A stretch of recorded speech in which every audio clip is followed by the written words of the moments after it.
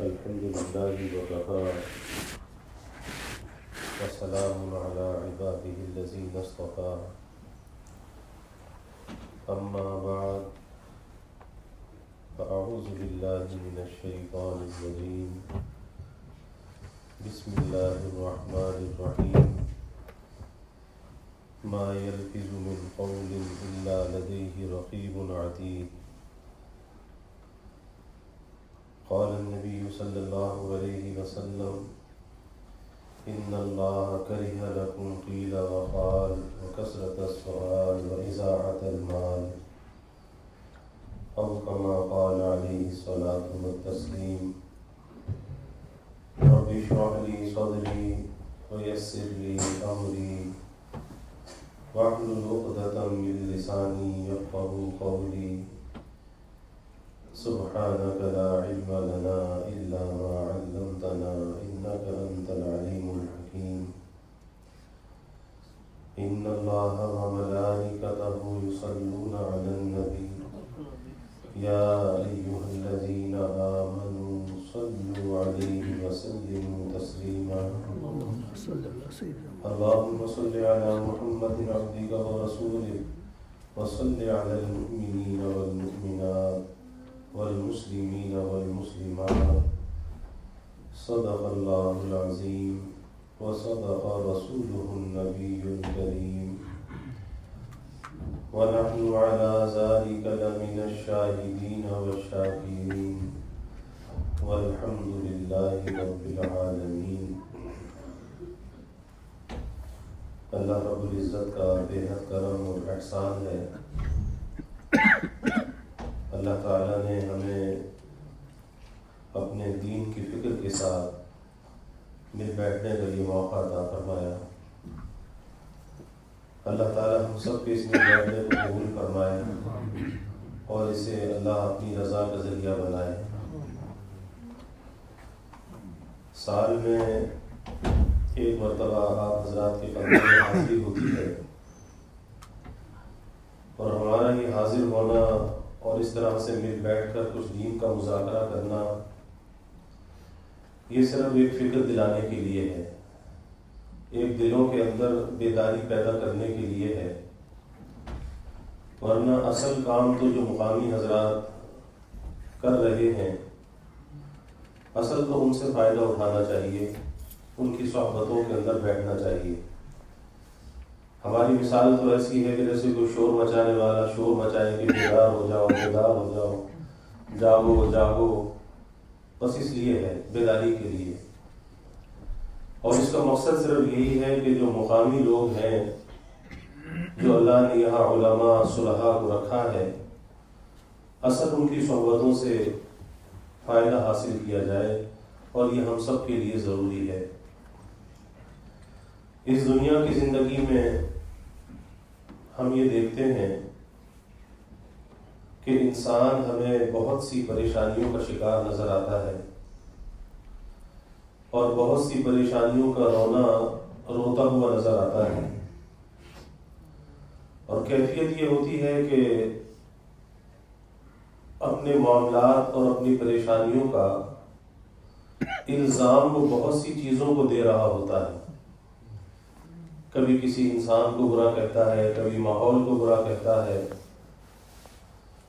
لیکن کبھی وہ یہ نہیں سوچتا کہ اگر مجھے کوئی پریشانی آئی ہے، کوئی نقصان ہوا ہے، کوئی بیماری آئی ہے، کسی مشکل کے اندر مبتلا ہو، تو اس میں میرا اپنا بھی کوئی قصور ہو سکتا ہے۔ ایک ایسا دھوکہ ہے جو ہم میں سے ہر انسان کو لگا ہوا ہے کہ اپنے بارے میں ہر ایک کا گمان یہ ہوتا ہے کہ نہیں، بس میں تو بہت ہی پارسا ہوں، میرے اندر تو کوئی غلطی نہیں ہے۔ تو اپنے آپ کو غلطیوں سے، خرابیوں سے مبرہ سمجھنا، پاک سمجھنا، اور دوسروں کو مورد الزام ٹھہرانا آج ہمارے یہ معاشرے کی بہت بڑی غلطی ہے۔ اللہ تعالیٰ قرآن پاک میں فرماتے ہیں فَلَا تُزَكُّوا أَنفُسَكُمْ هُوَ أَعْلَمُ بِمَنِ اتَّقَىٰ، کہ تم اپنے کو پاکیزہ نہ کہو، اپنے کو پارسا نہ سمجھو، یہ تو اللہ جانتا ہے کہ کون متقی ہے، کون پارسا ہے. لیکن ہماری کیفیت یہ ہے کہ ہم دنیا کے اندر اپنی پارسائی اور دوسروں کی پارسائی کے فیصلے کرنے لگتے ہیں. حالانکہ یہ فیصلہ کرنا ہمارا کام نہیں ہے، ہماری ذمہ داری نہیں ہے. یہ فیصلہ کرنا تو اللہ کی ذمہ داری، اللہ کی ذمہ ہے، اللہ کا کام ہے. اور قیامت کے دن اللہ یہ فیصلہ کر لے کہ کون متقی ہے، کون پارسا ہے، تو یہ فیصلہ ہمیں دنیا کے اندر نہیں کرنا چاہیے. یہ فیصلہ ہمیں اللہ پر آخرت کے لیے چھوڑ دینا چاہیے. کیونکہ جب دنیا کے اندر ہم اس فیصلے میں لگ جاتے ہیں تو بہت سی حقیقتوں کو فراموش کر دیتے ہیں، اور بہت سے کام جو کرنے چاہیے وہ ہم کر نہیں پاتے. کیونکہ زندگی کے اندر کچھ کام انسان کے مقاصد میں سے ہوتے ہیں جو مقصود کہلاتے ہیں، اور بعض چیزیں غیر مقصود ہوتی ہیں. اگر انسان مقصود کے اندر کوئی کوتاہی کرے گا، جو کام کرنے کا ہے اس میں کوتاہی کرے گا، تو کل قیامت کے دن اس کے بارے میں اس سے سوال ہوگا. اور جو کام مقصود ہی نہیں ہے تو پھر اس کا تو سوال بھی نہیں ہوگا، تو اس کے پیچھے پڑنے سے فائدہ کیا فائدہ؟ ہم کسی کو پارسا سمجھے اور اللہ اسے پارسا نہ سمجھے تو ہمارے پارسا سمجھنے سے کیا ہوا؟ اور اگر ہم کسی کو غیر پارسا سمجھیں اور وہ اللہ کی نظر میں پارسا ہو تو پھر ہمارے غیر پارسا کا سمجھنے سے کیا ہوا؟ کچھ بھی نہیں. تو اس لیے یہ فیصلے ہمیں نہیں کرنے چاہیے، بلکہ ہمیں یہ دیکھنا چاہیے کہ ہمیں اس دنیا میں کرنا کیا ہے، کس چیز کے اندر ہمارا فائدہ ہے اور کس چیز کے اندر ہمارا نقصان ہے. ہمیں اس چیز کو پیش نظر رکھنا چاہیے. اور آج اس سے ہم غافل ہیں.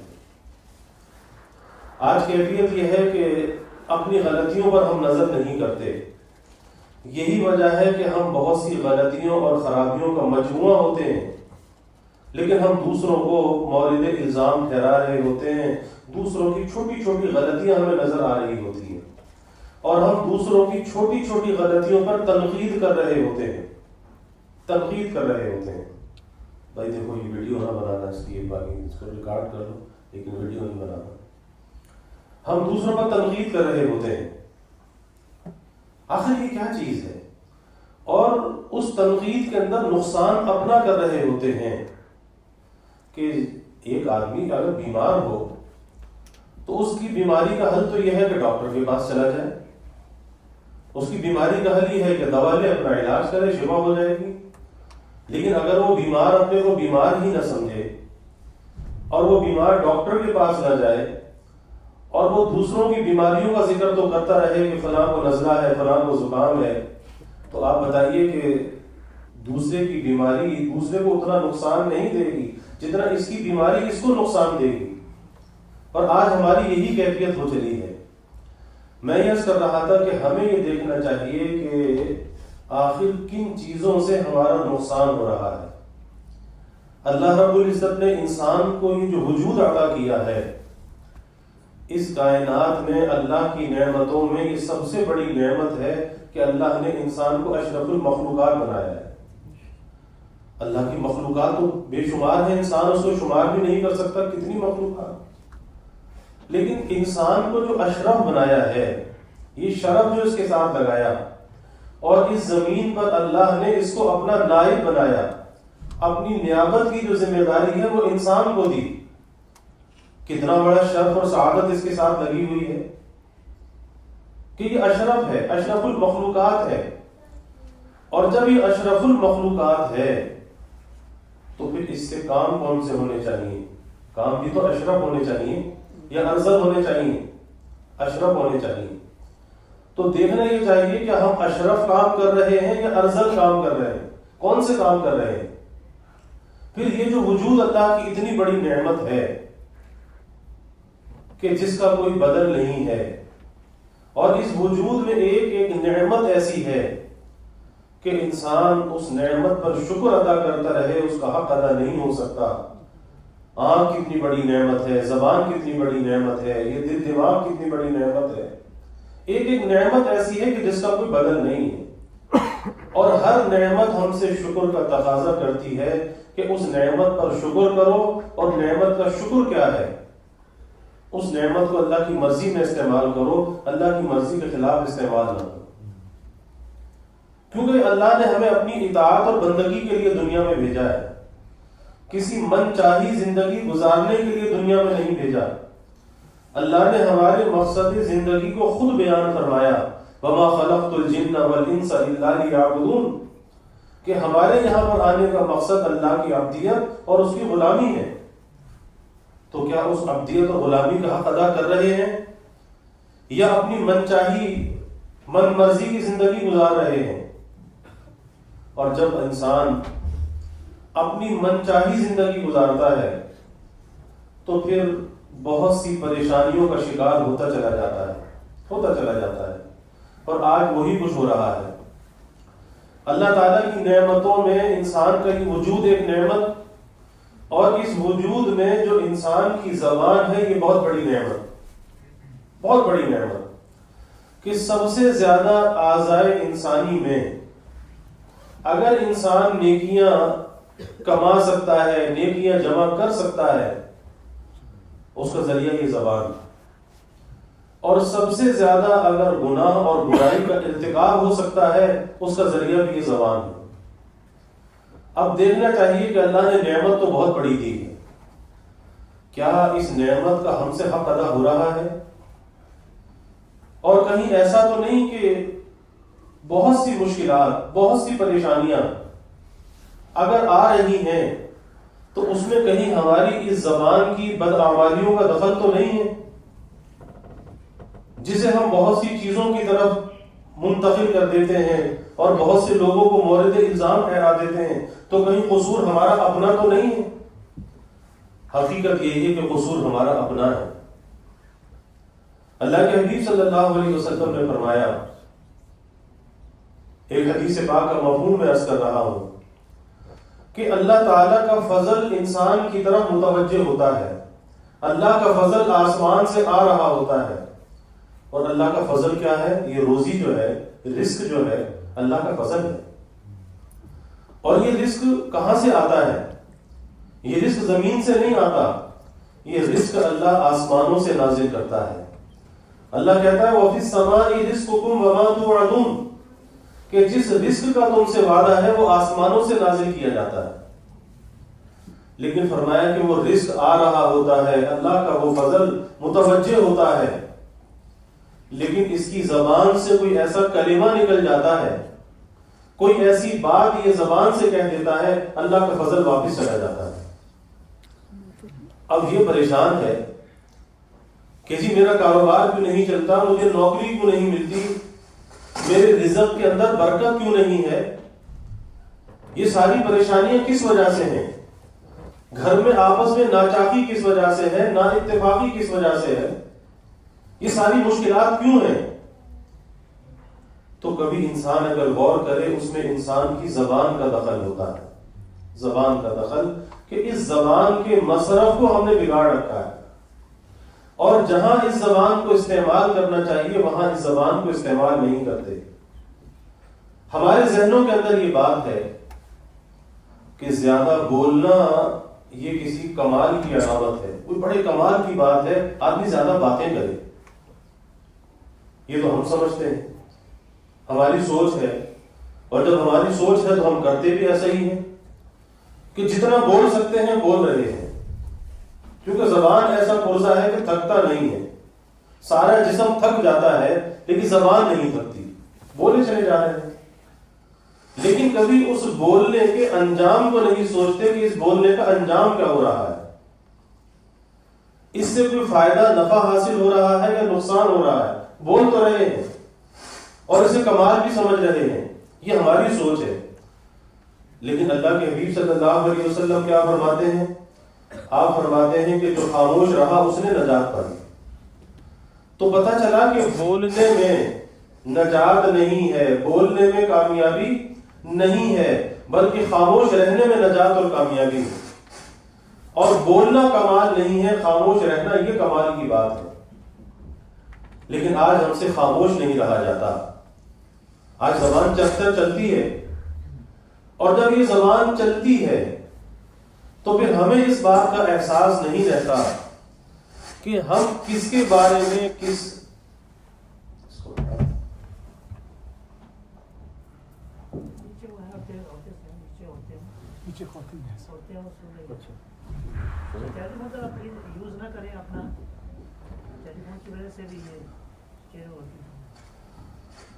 تو ہم یہ نہیں سوچتے کہ یہ زبان چل تو رہی ہے، آخر اس کا نفع ہے یا نقصان ہے. اسی زبان سے غیبت بھی ہوتی ہے، اسی زبان سے جھوٹ بھی ہوتا ہے، اسی زبان سے بہتان اور الزام بھی ہوتا ہے. اسی زبان سے انسان دوسروں کے لیے حقارت کا اظہار بھی کرتا ہے، نفرت کا اظہار بھی کرتا ہے. اور زبان سے نکلا ہوا بول، ایک بول زبان سے نکلا ہوا دلوں کو اس طرح سے توڑ دیتا ہے، دلوں کے اندر جدائیاں ڈال دیتا ہے کہ انسان اس کا تصور بھی نہیں کر سکتا. اسی لیے حضرت علی کرم اللہ وجہ فرماتے تھے کہ تلوار کا لگا ہوا زخم تو بھر جاتا ہے، لیکن زبان کا لگا ہوا زخم ایسا ہوتا ہے کہ وہ بھرتا نہیں ہے. آج گھر کے اندر نا اتفاقی ہے، ناچاقی ہے. آج اولاد اور والدین کے تعلقات صحیح نہیں، شوہر اور بیوی کے تعلقات صحیح نہیں. ہر گھر کے اندر کشیدگی موجود ہے، ہر گھر کے اندر ایک خرابی ہے. وجہ کیا ہے؟ وجہ یہ ہے کہ ہم نے خاموش رہنا نہیں سیکھا، ہم نے تو بولنا سیکھا ہے. کہ اگر ایک آدمی کو غصہ آ رہا ہے، اگر شوہر کسی بات پر ناراض ہے تو بیوی اس سے زیادہ ناراض ہے. وہ شیر ہے تو وہ سوا شیر ہے. اگر باپ کو غصہ آ رہا ہے تو بیٹے کو اس سے زیادہ غصہ آ رہا ہے.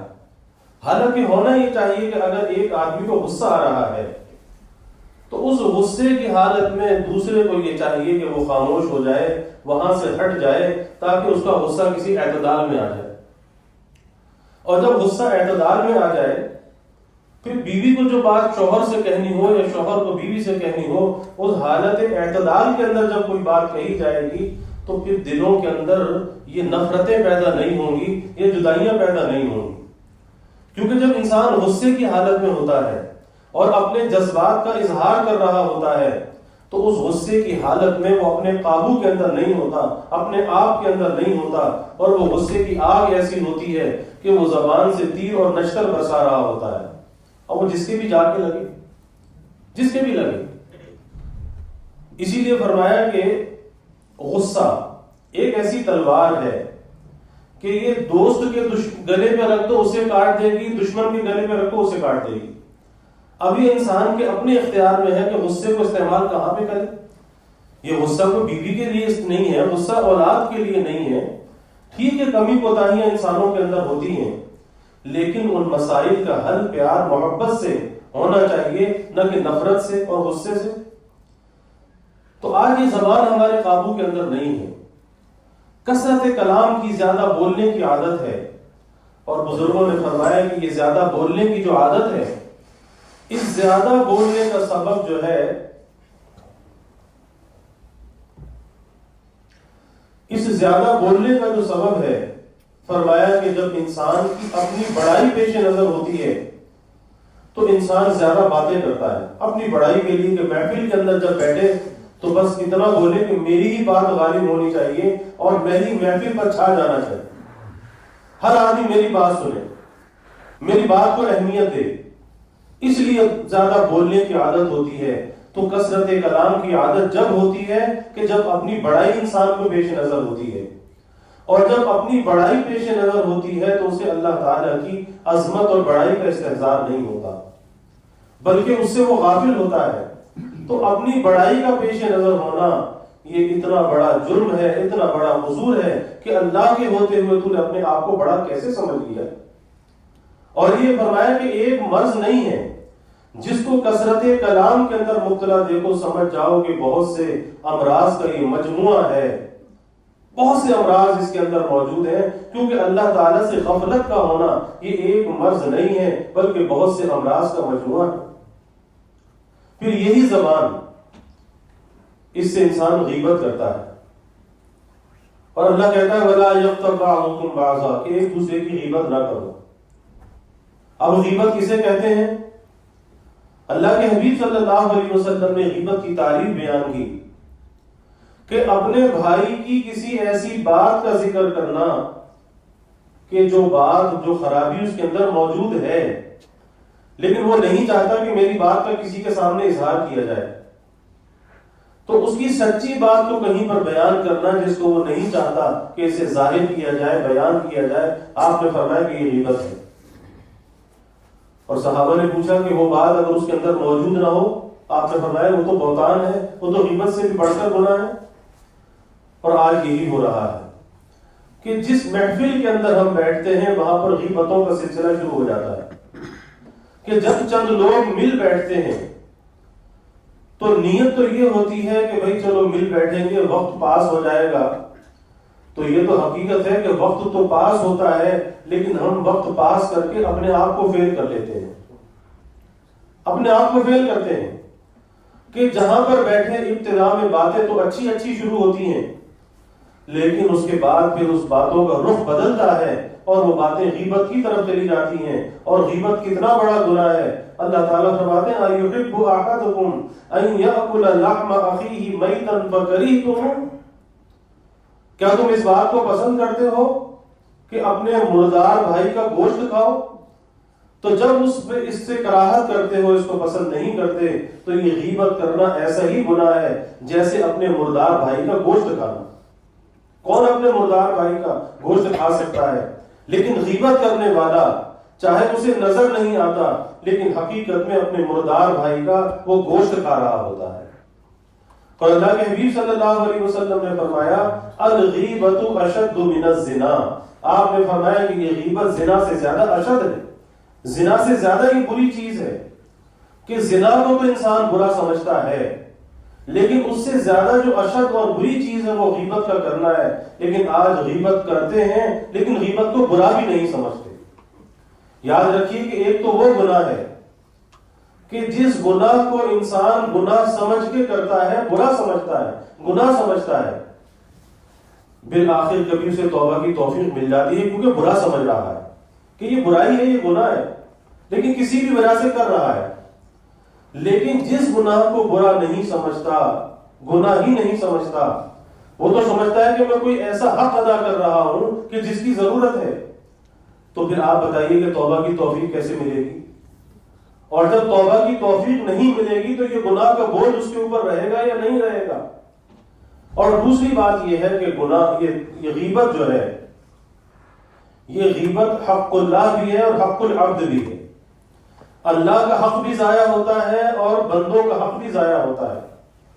اللہ کا حق اس لیے ضائع ہوتا ہے کہ اللہ نے منع کیا کہ غیبت نہ کرو، ایک دوسرے کی غیبت نہ کرو، اب اس کی خلاف ورزی کی، اللہ کے حق کو ضائع کر دیا.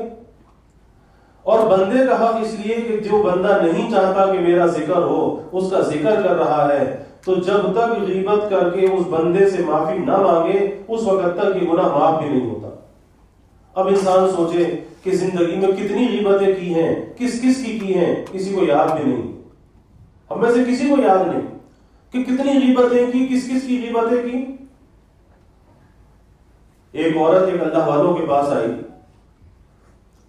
اور آ کر یہ کہا کہ حضرت میں نے غیبتیں بہت کی ہیں، اب میں توبہ کرنا چاہتی ہوں، تو مجھے کوئی ایسا طریقہ بتائیے کہ اللہ میرے اس غیبت کے گناہ کو معاف کر دے. انہوں نے کہا کہ بہت اچھا، میں تمہیں ایک طریقہ بتاتا ہوں، لیکن پہلے ایک کام یہ کرو کہ ایک مرغی لے کر آؤ. کہا کہ بہت اچھا. وہ مرغی لے آئی. کہا کہ جی لے آئی. فرمایا کہ ایسا کرو کہ اس کے پر نوچ کر راستے میں ڈالتی بھی چلی جاؤ، اس کے پروں کو ڈالتی بھی چلی جاؤ، پھر اس کے بعد میں تمہیں ترکیب بتاتا ہوں. کہا کہ بہت اچھا. وہ گئی اور مرغی کے پر نوچتے نوچتے راستے میں گراتے گراتے جہاں تک گرا سکی، پھر اس کے بعد واپس آ گئی. کہا کہ جی واپس آ گئی، اب بتائیے کہ غیبت کا گناہ کیسے معاف ہوگا؟ تو فرمایا کہ اب ایسا کرو کہ جتنے پر گرائے تھے سارے جمع کر کے لاؤ. کہنے لگی یہ تو ہو نہیں سکتا، وہ تو نہ معلوم اڑ کے ہوا میں کہاں سے کہاں پہنچ گئے. تو کہا کہ یہی حال غیبت کا ہے کہ غیبت ایک منہ سے نکلتی ہے، ایک کان تک پہنچتی ہے، پھر ایک کان سے دوسرے کان تک پہنچتی ہے، اور نہ معلوم وہ کہاں سے کہاں تک پہنچ جاتی ہے، اور وہ کتنی پھیل جاتی ہے اس کا ہمیں اندازہ نہیں ہوتا۔ اب وہ کیسے اسے سمیٹا جائے؟ جب تم ایک مرغی کے پروں کو جمع نہیں کر سکتی، اس غیبت کو کیسے جمع کیا جا سکتا ہے؟ بس فرمایا کہ اس کا طریقہ یہی ہے کہ اللہ کے سامنے توبہ کرو اور استغفار کرو، اور جن جن کی غیبت کی ہے ان کے پاس جا کر ان سے معافی مانگ لو، اور اگر کوئی دنیا سے چلا گیا ہے اس کے حق میں دعائے مغفرت کرو، امید ہے کہ اللہ معاف کر دے گا۔ لیکن یہ تو جب ہے کہ جس کے دل میں فکر پیدا ہو جائے۔ آج تو غیبت کرنے والے کے دل میں فکر ہی نہیں ہوتی، وہ یہ سمجھتا ہی نہیں ہے کہ میں نے کوئی گناہ کیا ہے، کوئی برائی کی ہے، اور اکثر ہماری نشستوں کے اندر یہی چیز ہے۔ پھر زبان سے آدمی جھوٹ بولتا ہے۔ جھوٹ کوئی معمولی چیز ہے؟ آج لوگ سمجھتے ہیں کہ جھوٹ بولنا کوئی کمال کی بات ہے، اور کوئی تفریح ہے کہ جو چاہے اس تفریح کو کرتا رہے۔ ارے کوئی اگر مذاق میں بھی جھوٹ بول رہا ہے تو جھوٹ کا گناہ لکھا جا رہا ہے، مذاق میں بھی جھوٹ بول رہا ہے۔ اس لیے کبھی مذاق میں بھی جھوٹ نہیں بولنا چاہیے۔ اللہ کے حبیب صلی اللہ علیہ وسلم گزر رہے تھے، دیکھا کہ ایک عورت، اس کی جھولی میں کچھ تھا اور وہ کسی جانور کو بلا رہی تھی۔ آپ نے پوچھا کہ تمہاری جھولی میں کچھ ہے؟ کہا کہ ہاں کچھ ہے، وہ میں جانور کو کھلاؤں گی۔ فرمایا کہ اگر کچھ نہ ہوتا اور خالی بلایا جاتا تو جھوٹ کا گناہ ہوتا۔ کہ آدمی کبھی مٹھی بند کر کے بچے کو بلاتا ہے کہ آؤ ہم تمہیں ٹافی دیں گے، اور ہاتھ میں کچھ بھی نہیں ہے، تو یہ کیا ہے؟ جھوٹ کا گناہ ہے۔ تو جھوٹ کتنا بڑا گناہ ہے کہ جب آدمی جھوٹ بولتا ہے، رحمت اور برکت کے فرشتے ایک ایک میل دور چلے جاتے ہیں۔ جھوٹ بولنے میں اتنا تعفن ہے اور اتنی بدبو ہے کہ جس بدبو کا ہمیں تو احساس نہیں ہوتا، کیونکہ اللہ نے ایسے حجاب اور پردے ڈال رکھے ہیں، لیکن ملائکہ اللہ تعالیٰ کی ایک لطیف مخلوق ہیں، ان ملائکہ کو اس بات کا احساس ہوتا ہے کہ ایک ایک میل وہ دور چلے جاتے ہیں۔ جھوٹ بولنے کی بدبو اور تعفن ہے۔ اور پھر سب سے بڑی بات یہ کہ جھوٹ بولنے والوں پر اللہ نے لعنت فرمائی ہے، لعنت فرمائی ہے۔ اللہ ان پہ لعنت فرماتا ہے جھوٹوں پر۔ اور لعنت کا مطلب کیا ہے؟ لعنت کا مطلب ہے اللہ کی رحمت سے دور ہونا، اللہ کی رحمت سے محروم ہونا۔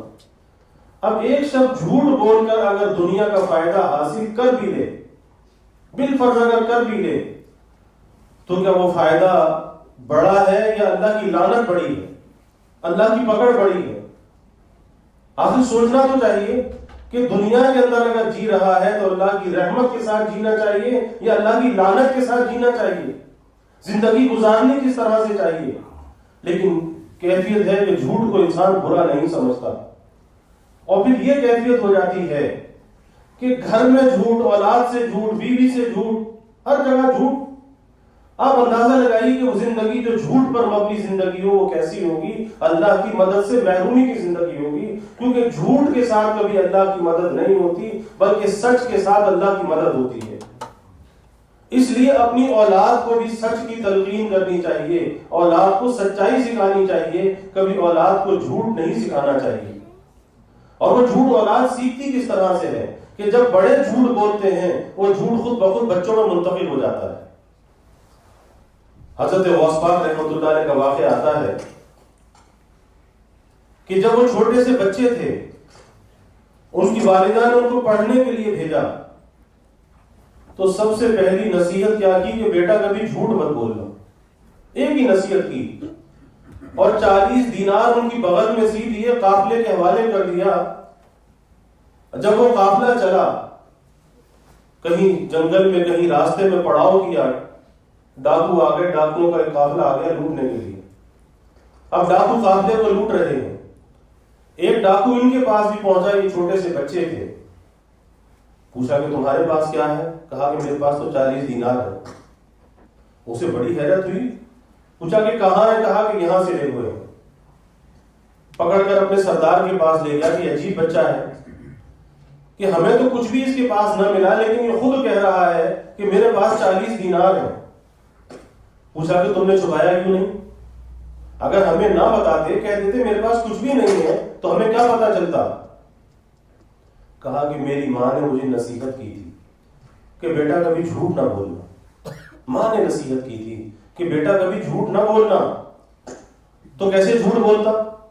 بس اتنی بات کا کہنا تھا کہ ڈاکوؤں کا جو سردار تھا اس کے دل پر ایک چوٹ لگی کہ ایک چھوٹا سا بچہ اپنی ماں کے کہنے پر سچ بولے اور ہم اس عمر کے حصے میں اپنے رب کی نافرمانی کریں. بس حضرت کی کرامت کا ظہور ہوا اور وہ سارا لوٹا ہوا مال سب کو واپس کیا اور توبہ طائب کی اور نیکی کی زندگی پر آ گئے. کس وجہ سے؟ سچائی کی وجہ سے. تو بھائی یہ بات ذہنوں کے اندر رکھیے کہ سچائی کو اپنی قوت بنانا چاہیے اور جھوٹ کبھی انسان کی قوت نہیں بن سکتا، کبھی نہیں بن سکتا. سچائی کو اپنی صلاحیت بنانا چاہیے، کیونکہ سچ کے ساتھ اللہ کی مدد ہوتی ہے، جھوٹ کے ساتھ اللہ کی لعنت ہوتی ہے، اللہ کی مدد سے انسان محروم ہوتا ہے. پھر اسی زبان سے انسان بہتان لگاتا ہے، الزام تراشیاں کرتا ہے. کوئی معمولی بات ہے کسی پر طعنہ زنی کرنا، کسی کو برا کہنا اسی زبان سے. اور اللہ تعالیٰ فرماتے ما یلفظ من قول الا لدیہ رقیب عتید، کہ جو کچھ تمہاری زبان سے نکل رہا ہے یہ خالی کو نسیہ منسیہ نہیں ہو رہا، یہ لکھا جا رہا ہے، لکھا جا رہا ہے. اور اللہ کے حبیب صلی اللہ علیہ وسلم فرماتے ہیں ان اللہ کرہ لکم قیل وقال، کہ اللہ تعالیٰ ناپسند کرتا ہے قیل و قال کو. اور قیل و قال کا ترجمہ کیا ہے؟ کہ زیادہ بک بک کرنے کو اللہ ناپسند کرتا ہے. یہ جو زبان چرچر چلتی رہتی ہے، یہ زیادہ بک بک کرنا اللہ اس کو ناپسند کرتا ہے. تو جس کام کو اللہ ناپسند کرتا ہو کیا وہ کام کرنا چاہیے؟ پھر دوسری بات یہ ہے کہ جس طرح سے انسان زبان سے کوئی کلمہ نکالتا ہے، زبان سے اپنے جذبات کا اظہار کرتا ہے، اسی طرح سے انسان لکھ کر بھی اپنے جذبات کا اظہار کرتا ہے، اپنے دل کی ترجمانی لکھ کر بھی کرتا ہے. اور آج کے اس زمانے کے اندر اگر آدمی زبان سے نہیں بول رہا تو آج اس کا موبائل فون بول رہا ہے. یہ سوشل میڈیا آخر یہ کیا چیز ہے کہ ہمیں معلوم نہیں کہ اس میں کس کی اچھائی ہے کس کی برائی ہے، کیا چیز آگے بھیجنی چاہیے کیا چیز آگے نہیں بھیجنی چاہیے. اور کتنی اس پر الزام تراشیاں ہیں، بہتان ہیں، لوگوں کی عزت اور آبرو پر حملہ ہے، لوگوں کی تذلیل ہے، کتنا کچھ گند اس پر بھرا ہوا ہے. لوگ ہیں کہ ان چیزوں کو دیکھتے بھی ہیں، پڑھتے بھی ہیں، سنتے بھی ہیں. آپ اندازہ لگائیے کہ ان چیزوں کو پڑھ کر، دیکھ کر، سن کر کیا انسان کے اندر اچھائی آ سکتی ہے؟ کیونکہ جن چیزوں کو انسان دیکھتا ہے، سنتا ہے، پڑھتا ہے، وہ چیزیں انسان پر اثر انداز ہوتی ہیں. اور جب ان برائیوں کو دیکھتا رہتا ہے، سنتا رہتا ہے، تو سب سے بڑا نقصان یہ ہوتا ہے کہ برائی کی مذمت اور برائی کا برا ہونا انسان کے دل سے نکل جاتا ہے.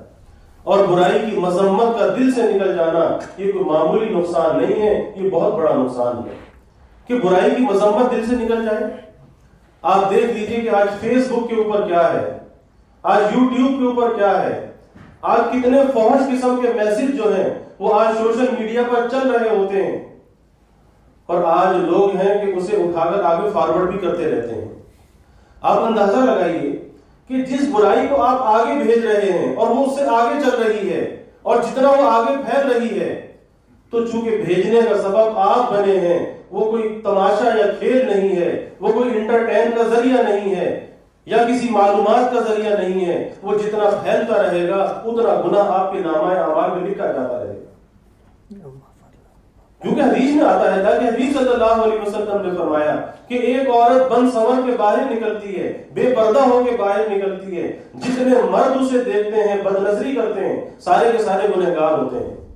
لیکن ان سب کے برابر جو گناہ ہے اس عورت کو بھی ملتا ہے کہ جو بے پردہ ہو کر باہر نکلی، بن سنور کے باہر نکلی، ان سب کا مجموعی گناہ اس ایک عورت کو ملتا ہے. کیوں اس نے ایسی حیت کو اختیار کیا کہ یہ دوسروں کی بدنگاہی کا سبب بنی.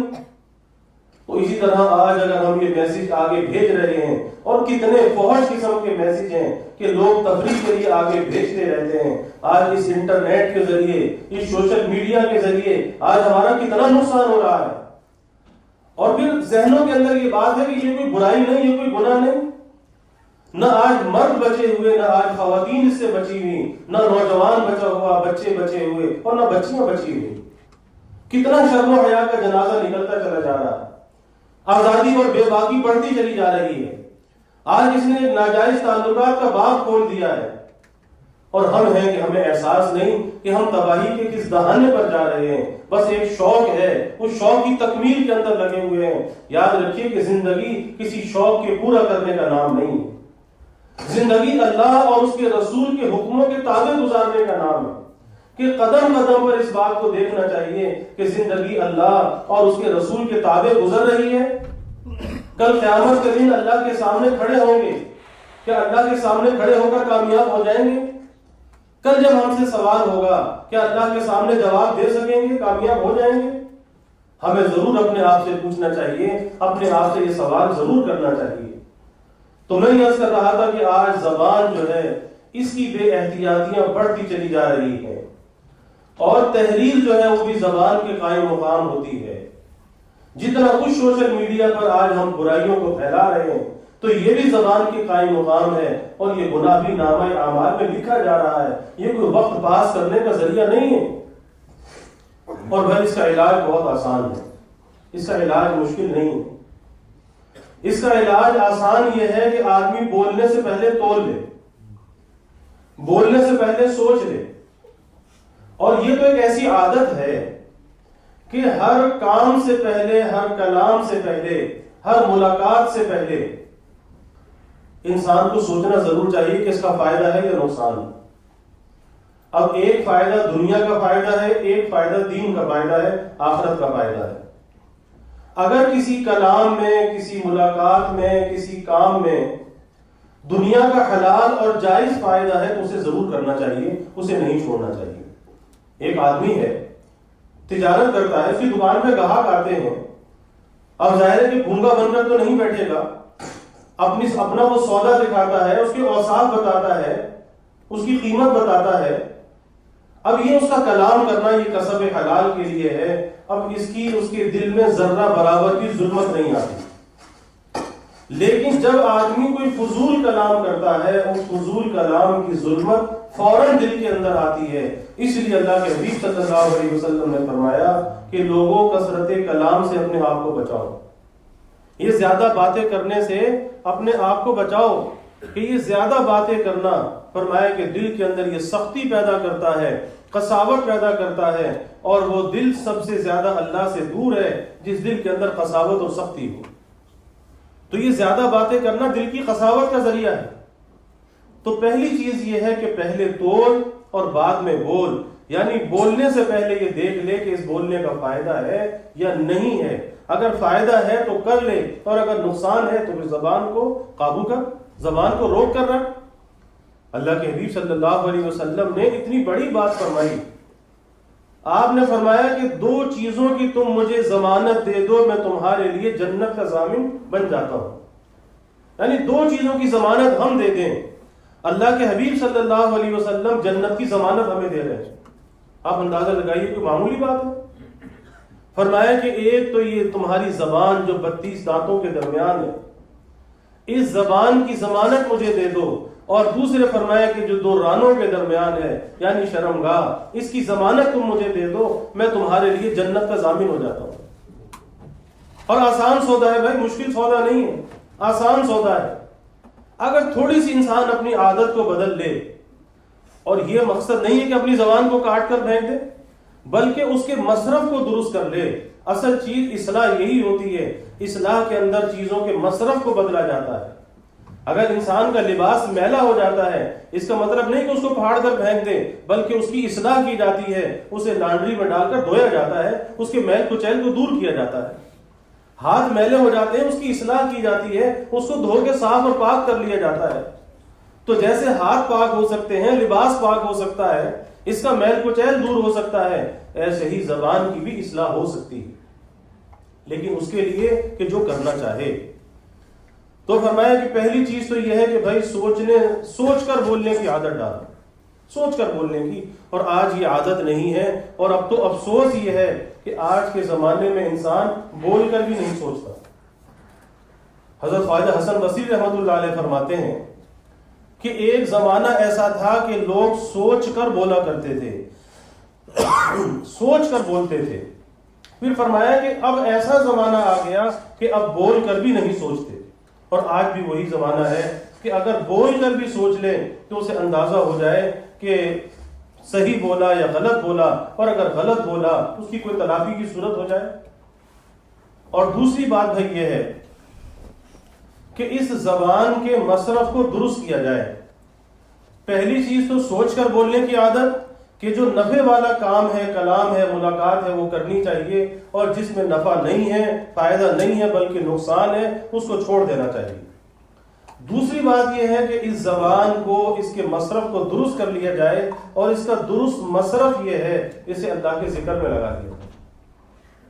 زبان چلانے کی، اس کے چلنے کی عادت بھی برقرار رہے گی، لیکن اس کا مصرف جو ہے وہ صحیح ہو جائے گا، اور وہ ایسا صحیح ہو جائے گا کہ انسان اس کا تصور بھی نہیں کر سکتا کہ ایک مرتبہ زبان سے جب سبحان اللہ کہتا ہے، نصف میزان عمل اس کا بھر جاتا ہے، وہ نیکیوں کا پڑلا کہ جس میں ساتوں زمین اور آسمان رکھ دیے جائیں وہ جب بھی نہ بھرے، لیکن اگر بھرتا ہے ایک مرتبہ سبحان اللہ کہنے سے بھرتا ہے، ایک مرتبہ الحمدللہ کہنے سے نصف بھر جاتا ہے، صدق دل سے لا الہ الا اللہ کہتا ہے، اللہ ساری زندگی کے گناہوں کو معاف کر دیتا ہے۔ آج کتنے لوگ ہیں جو لا الہ الا اللہ کا ورد کرتے ہوں، کتنے لوگ ہیں جو درود پاک کا اہتمام کرتے ہوں، کتنے ہیں جو استغفار کا اہتمام کرتے ہوں۔ آج اللہ کا ذکر ہماری زبان پر نہیں، کس وجہ سے؟ فضول باتوں کی وجہ سے۔ اور اس کے نقصانات میں نے ابتدا میں عرض کر دیے کہ اس کے نقصانات کتنے ہیں کہ جس سے آج ہم گزر رہے ہیں، ہمارے گھر کا ماحول اس سے گزر رہا ہے۔ ارے بھائی اللہ کا ذکر اختیار کریں گے، اللہ کے ذکر کے انوار ہمارے دلوں کے اندر بھی آئیں گے، دلوں کی قساوت اور ظلمت دور ہوگی، ہمارے گھروں کے اندر بھی اللہ کے ذکر کے انوار آئیں گے۔ آج گھروں کے اندر خواتین کی بھی یہ کیفیت ہے کہ آج اللہ کا ذکر گھروں کے اندر نہیں ہوتا، فضول باتیں تو بہت ہوتی ہیں۔ موبائل فون پر سستے سستے پیکج ہیں، آج جتنا چاہے بات کرو، فری میں بات کر لو، اتنا گھنٹوں اس پر باتیں کرنا، آپ اندازہ لگائیے کہ کیا ایسی باتیں ہیں جو گھنٹوں ختم نہیں ہوتی۔ ارے ضرورت کی بات تو چند منٹوں کے اندر ہو جاتی ہے، اور جو اس سے زیادہ ہو پھر وہ فضول ہوتی ہے، اور فضول سے ہمیں بچانا چاہیے کہ جو وقت فضولیات میں ضائع کیا، کاش کہ اس وقت کو اللہ کے ذکر میں لگایا ہوتا، کیونکہ یہ وقت اتنی قیمتی چیز ہے کہ جنت میں جب جنتی چلا جائے گا، وہاں جا کر اسے کوئی دکھ، تکلیف، پریشانی نہیں ہوگی، لیکن ان لمحات زندگی پر افسوس ہوگا جو دنیا میں بغیر اللہ کی یاد کے گزارے ہوں گے۔ ان پر وہاں جا کر بھی حسرت اور افسوس ہوگا کہ کاش ان لمحات میں بھی اللہ کا ذکر کرتے۔ اور خواتین تو مردوں سے زیادہ اللہ کا ذکر کر سکتی ہیں، کیونکہ مردوں کے لیے پھر مشاغل زیادہ ہوتے ہیں اور خواتین کے اتنے مشاغل نہیں ہوتے۔ آج کے زمانے کے اندر جو سہولیات گھروں کے اندر ہیں، جیسے کچن ہیں اور جیسے اکوپمنٹ آج گھروں کے اندر موجود ہیں، پہلے بادشاہوں کو بھی نصیب نہیں تھے کہ گھنٹوں کا کام منٹوں کے اندر ہو جاتا ہے۔ لیکن پوچھے کہ تلاوت دن میں کتنی کی، تو ایک آیت کی بھی تلاوت نہیں کی، ایک مرتبہ بھی درود پاک نہیں پڑھا، تیسرا کلمہ نہیں پڑھا، جبکہ خواتین ایسی ایسی خواتین ہوتی تھیں۔ ایک شخص نے حکیم الامت حضرت تھانوی رحمۃ اللہ علیہ کے پاس اپنے احوال لکھے، اور جب اللہ والوں سے تعلق ہوتا ہے تو پھر اپنے احوال جب عرض کیے جاتے ہیں اور جب اس پر تعلیم ملتی ہے، پھر انسان آگے کا سفر اس کا شروع ہوتا ہے۔ تو اس نے اپنے احوال لکھنے کے ساتھ ساتھ اس خط میں یہ بھی لکھا کہ حضرت میری اہلیہ گھر کے کام کاج انجام دیتے ہوئے، بچوں کی پرورش کرتے ہوئے 24,000 مرتبہ اسم ذات اللہ اللہ کا ورد بھی کر لیتی ہے۔ 24,000 مرتبہ، آپ اندازہ لگائیے۔ آج کسی سے 1000 دفعہ کہا جائے تو 1000 دفعہ نہیں ہوتا۔ کس وجہ سے؟ کہ آج یہ وقت کا جو ڈاکو یہ موبائل فون ہے، آج یہ جو ہمارے پاس ہے، آج اس نے ہمارے وقت کو چرا رکھا ہے، ہمارے وقت پہ اس نے ڈاکہ ڈال رکھا ہے کہ کچھ کرنے ہی نہیں دیتا۔ جب دیکھو اس کے ساتھ مشغول، جب دیکھو اس کے ساتھ مشغول۔ 24,000 مرتبہ ایک عورت گھر کے کام کاج کرتے ہوئے، اس میں ذات کرتے ہوئے اللہ اللہ کر لیتی ہے، اللہ کا نام لے لیتی ہے۔ اور ایک مرتبہ اللہ کہنا، ایک مرتبہ اللہ کہنا دنیا اور دنیا و ما فیہا سے بہتر ہے کہ ایک مرتبہ اللہ کا نام لینے کی توفیق مل گئی، دنیا اور آخرت میں جو کچھ ہے اس سے بہتر ہے۔ لیکن اللہ کا نام زبان پہ نہیں آتا. کس وجہ سے؟ کہ اس کے نام کی اہمیت دلوں کے اندر نہیں ہے. جبکہ اللہ کہتا ہے وَلَذِكْرُ اللَّهِ أَكْبَرُ، کہ اللہ کا نام سب سے بڑا ہے، اللہ کا ذکر سب سے بڑا ہے، لیکن وہ سب سے بڑا ذکر ہماری زبان پہ نہیں آتا. بڑا گھر تو چاہتے ہیں، بڑی گاڑی چاہتے ہیں، بڑا کاروبار چاہتے ہیں، زندگی آسائش والی چاہتے ہیں، لیکن ان سب سے بڑھ کر جو چیز ہے اللہ کا نام، اللہ کا ذکر، آج وہ ہماری زبان پہ نہیں آتا. اور ایسی خواتین آج بھی موجود ہیں کہ جو 10 پارے یومیہ تلاوت کر لیتی ہیں. 10 پارے. ماضی قریب میں میری والدہ کا انتقال ہوا. یہ کیفیت تھی کہ روزانہ 15 20 پارے تلاوت کر لیتی تھی. رمضان کا مہینہ آتا تھا، ایک قرآن پاک روزانہ ختم کر لیتی تھی. آپ اندازہ لگائیے.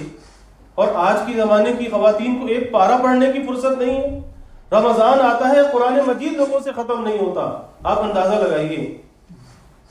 تو یہ ہماری زندگی کیا زندگی ہے کہ جب ہمارے دل اللہ کی یاد سے آباد نہیں ہیں، فضول باتوں کے اندر ہم لگے ہوئے ہیں، تو دل کے اندر بھائی آبادی نہیں ہے، دل کے اندر بربادی ہے. اور جب دل کے اندر بربادی ہو پھر دنیا کی کسی چیز سے انسان کو راحت و سکون نہیں مل سکتا. کیونکہ اللہ یہ کہتا ہے الا بذکر اللہ تطمئن القلوب، کہ آگاہ ہو جاؤ، دلوں کا جو اطمینان ہے وہ کسی اچھے مکان اور آسائشوں کے اندر نہیں ہے. دلوں کا اطمینان اللہ کہتا ہے میری یاد کے اندر.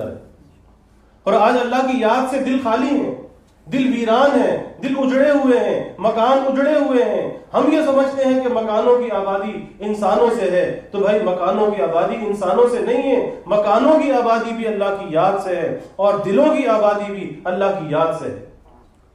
آج اس کو چھوڑ رکھا ہے. کتنی اجنبیت ہے کہ کبھی خیال بھی نہیں آتا کہ کچھ بیٹھ کر ہم اللہ کا ذکر کر لیں. اپنے جسم کو تو غذا دیتے ہیں، لیکن کبھی یہ خیال نہیں آتا کہ اپنی روح کو بھی غذا دیں، اس روح کی غذا کا کوئی اہتمام کریں. اور یاد رکھیے کہ اس جسم کو روح لے کر چل رہی ہے، روح کو جسم لے کر نہیں چل رہا. تو جو چیز اس جسم کو لے کر چلنے والی ہے، جسم کا تو خیال کیا جائے لیکن روح کا خیال نہ کیا جائے، اس روح کو اس کی غذا نہ دی جائے. ہمیں سوچنا چاہیے اور پھر اللہ کے ذکر کی عادت کو اختیار کرنا چاہیے. اور آج بھی میں منہائم میں یہ بات عرض کر رہا تھا کہ اگر بہت زیادہ ہم نہیں کر سکتے تو تھوڑے تھوڑے سے شروع کر دیں. کیونکہ ہم ایک دھوکے کے اندر مبتلا ہیں، اور وہ دھوکہ یہ ہے کہ ہم کسی ایسی فرصت کے انتظار میں ہیں. شیطان یہ دھوکہ دیتا ہے کہ بھائی فرصت ملے گی جب بہت سا اللہ کا ذکر کر لینا، بہت سی نیکیاں کر لینا. تو ہم ہیں کہ شیطان کے دھوکے میں آ جاتے ہیں اور اس فرصت کے انتظار میں رہتے ہیں کہ ہاں کوئی فرصت ملے گی. کہاں سے ملے گی؟ پتہ ہے کہ کتنی مہلت باقی ہے؟ کس کو پتا ہے کہ کتنی مہلت ہے؟ ارے بھائی کام کرنے کا طریقہ یہی ہے، کسی فرصت کے انتظار میں نہ رہیں. اس دنیا کے اندر فرصت کسے ہے؟ اس دنیا کی مشغولی کے ساتھ اس کے کاموں کو انجام دیتے ہوئے اس میں اللہ کی یاد اور اللہ کے ذکر کا بھی اضافہ کر لیجیے جب تو کچھ ہو سکتا ہے. اور اتنے ہی ہم بے ہمت ہیں، اگر ہم سے کچھ نہیں ہوتا تو کم از کم اتنا تو کر لیں کہ روزانہ ایک رکوع پڑھ لیا کریں، 10 مرتبہ درود پاک پڑھ لیں، 10 مرتبہ لا الہ الا اللہ کا ورد کر لیں، 10 مرتبہ تیسرا کلمہ پڑھ لیں، 10 مرتبہ استغفار کر لیں. کچھ تو کریں نا. لیکن کرنا ضرور چاہیے، اپنے نفس کو آزاد نہیں چھوڑنا چاہیے، اس نفس پر قید ضرور ڈالنی چاہیے، اسے مقید کرنا چاہیے، پابند کرنا چاہیے کہ بھائی اتنا کام تو تجھے کرنا ہے. جیسے کھانا کھانے کے لیے اپنے کو مقید کرتے ہیں یا نہیں کرتے؟ کتنی مصروفیت ہو لیکن اس مصروفیت میں کھانے کا ٹائم نکال لیتے ہیں، اس وقت میں اپنے کو فارغ کر لیتے ہیں. تو جیسے آپ کھانے کے لیے اپنے آپ کو مقید کرتے ہیں، وہ جسم کی غذا ہے، یہ روح کی غذا ہے، اس کے لیے بھی اپنے آپ کو مقید کرنا چاہیے، کوئی وقت ضرور فارغ کرنا چاہیے. اور پھر جتنی مقدار، جتنی خوراک اپنے لیے مقرر کر لے، بہتر تو یہ کہ اللہ والوں سے مقرر کرائے، جتنی اپنے لیے مقرر کر لے. اور ہر ایک کے حسب حال ہوتی ہے، حسب صحت ہوتی ہے، حسب فرصت ہوتی ہے. ایک آدمی مشغول ہے، اس کے لیے کچھ اور مقدار ہے، ایک آدمی بیمار ہے، اس کے لیے کوئی اور مقدار ہے، ایک آدمی صحت مند ہے، اس کے لیے کچھ اور مقدار ہے.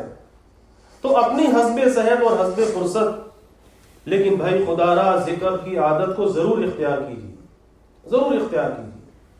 اور یہ تھوڑا تھوڑا تھوڑا تھوڑا شروع کرنا انشاءاللہ یہ بہت سے کا ذریعہ بن جائے گا.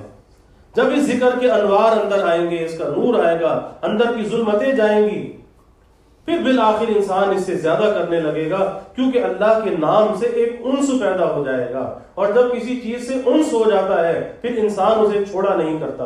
اور اللہ کے نام میں بڑی لذت اور حلاوت ہے. سائیں توکل شاہ صاحب امبالوی رحمت اللہ علیہ امبالہ میں ایک بزرگ ہوئے، فرماتے تھے کہ جب اللہ کا نام لیتا ہوں تو میرا منہ ایسا میٹھا ہو جاتا ہے جیسے کسی نے شیرہ میرے منہ میں گھول دیا. اور پھر فرمایا کہ یوں نہ سمجھنا کہ میں کوئی خالی خیالی باتیں کر رہا ہوں. فرمایا کہ حقیقتاً ایسا محسوس ہوتا ہے کہ جیسے شیرہ کسی نے میرے منہ میں گھول دیا. اللہ کے نام کے اندر وہ لذت اور حلاوت ہے. تو بھائی اللہ کے نام سے، اللہ کے ذکر سے انس پیدا کرنا چاہیے. پھر ہمارے گھروں کے اندر بھی برکت ہوگی، ہمارے وقت میں بھی برکت ہوگی، ہمارے رزق میں بھی برکت ہوگی.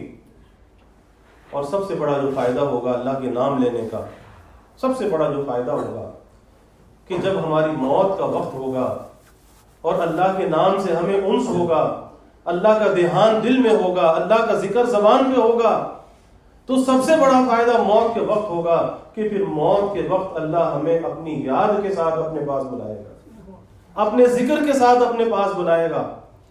پھر وہ موت غفلت والی موت نہیں ہوگی.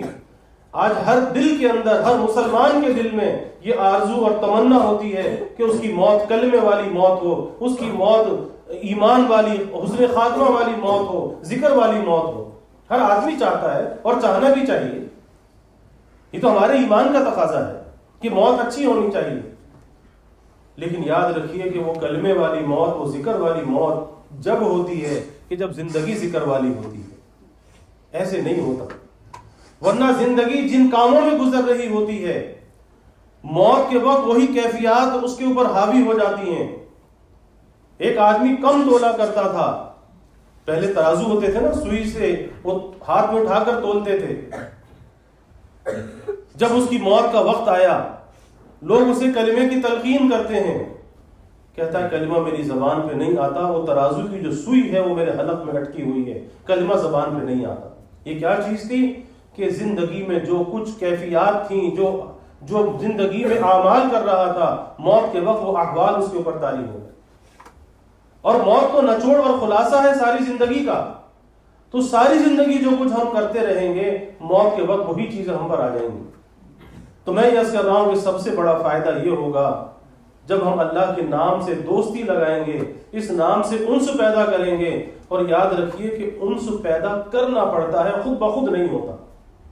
کسی چیز سے دل لگانا پڑتا ہے، دل خود بخود نہیں لگتا. آج ہم اس لیے چھوڑ دیتے ہیں کہ جی مزہ نہیں آ رہا، تلاوت میں مزہ نہیں آ رہا، ذکر میں مزہ نہیں آ رہا، نماز میں مزہ نہیں آ رہا. تلاوت بھی چھوڑ دی، ذکر بھی چھوڑ دیا، نماز بھی چھوڑ دی.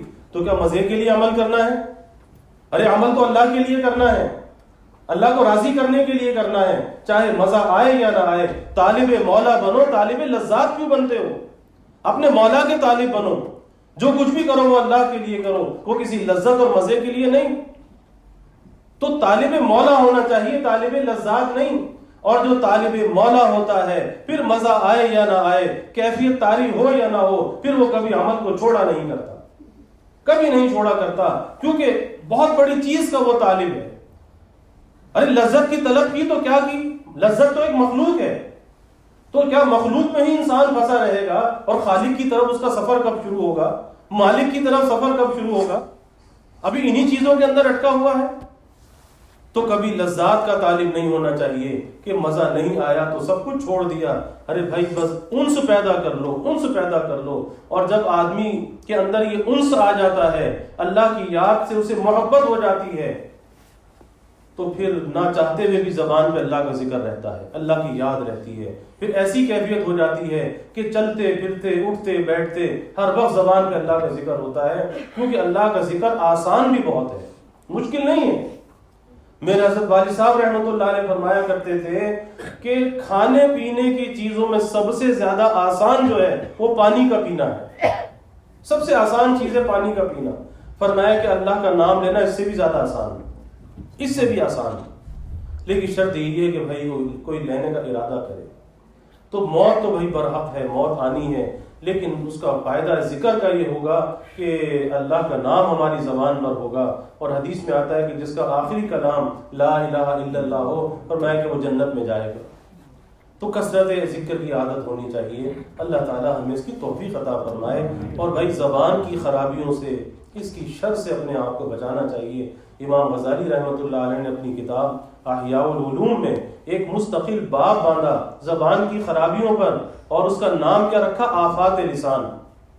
زبان کی آفات، یعنی یہ زبان کی آفات معمولی چیز نہیں ہے، یہ بڑی خرابیاں ہیں اس کی۔ انسان رزق سے محروم ہو جاتا ہے، عزت سے محروم ہو جاتا ہے، تعلقات کے اندر کشیدگی آ جاتی ہے، نفرتیں دلوں میں پیدا ہو جاتی ہیں۔ کس وجہ سے؟ زبان کی وجہ سے۔ تو ہمیں بھائی اللہ کے ذکر کو اختیار کرنا چاہیے۔ اللہ تعالیٰ اس زبان کے مصرف کو درست رکھنے کی توفیق عطا فرمائے، اس زبان کو قابو میں رکھنے کی توفیق عطا فرمائے، اور جس نے اپنی زبان کی حفاظت کر لی اس نے حقیقت میں ایمان کی حفاظت کر لی۔ یہ زبان کی حفاظت ایمان کی حفاظت ہے، کیونکہ زبان سے کبھی ایسا کلمہ بھی نکل جاتا ہے کہ انسان ایمان سے بھی محروم ہو جاتا ہے۔ اس لیے بھائی ایمان کی حفاظت کا ذریعہ اللہ کا ذکر ہے، نیک صحبت ہے، اور ہفتے وار یہاں بھی مجلس ہوتی ہے، اس مجلس میں آ کے شرکت کریں، اس میں ذکر بھی ہوتا ہے، اس ذکر کے حلقوں کے ساتھ جڑیں۔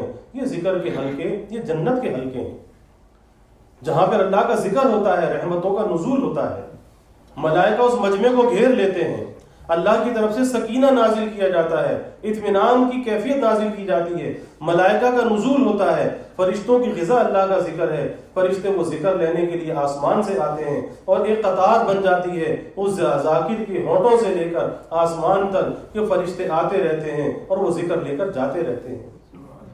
کتنی رحمت اور برکت آتی ہے جب ملائکہ کا نزول ہوتا ہے۔ آج ہم رحمت و برکت سے محروم ہیں، طالب تو ہیں لیکن محروم ہیں، اور وہ محرومی ہماری اپنی شامت اعمال سے ہے۔ اس لیے جب ہم اللہ کا ذکر کریں گے، رحمتیں بھی آئیں گی، برکتیں بھی آئیں گی، اللہ بھی راضی ہوگا، اور ظلمتیں دور ہوں گی، دلوں میں محبت ہوگی، نرمی ہوگی، عاجزی ہوگی۔ تو بھائی ہمیں اللہ کا ذکر کرنا چاہیے۔ اب ہم تھوڑی دیر ذکر کر کے پھر دعا کر لیتے ہیں۔ اللہ ہم سب کو عمل کی توفیق عطا فرمائے۔ وآخر دعوانا